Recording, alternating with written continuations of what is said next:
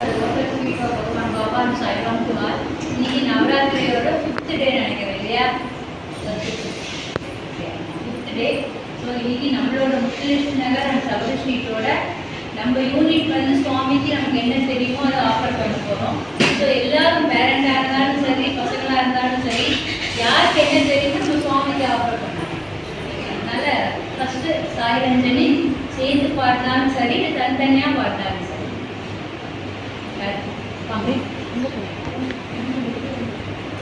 சுவாமி நமஸ்காரம் பண்ணி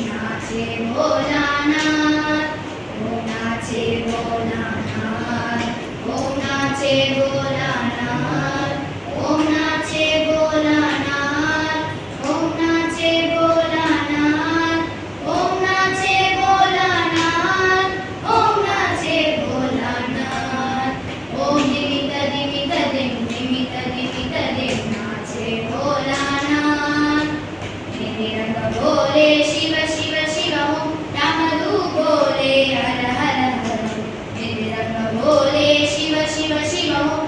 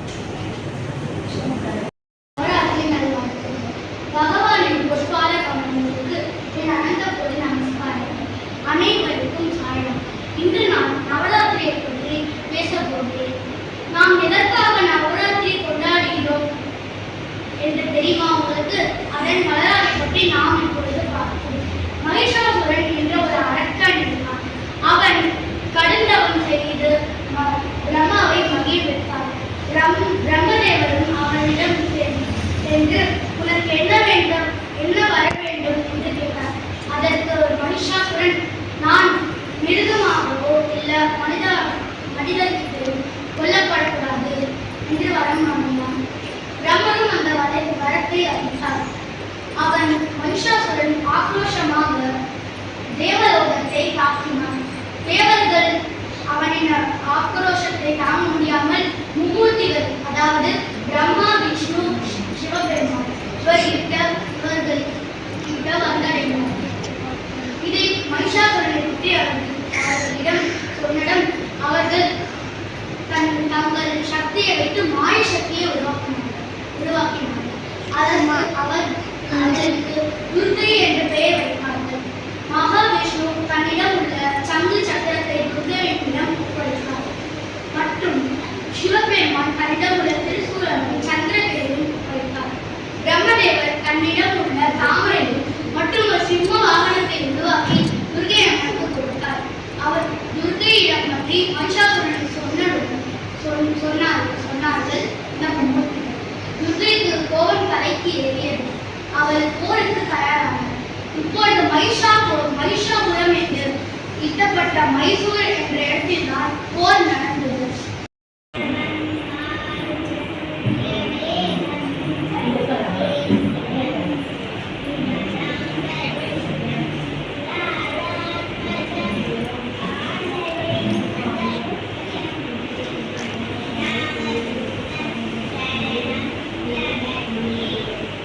நமஸ்தே.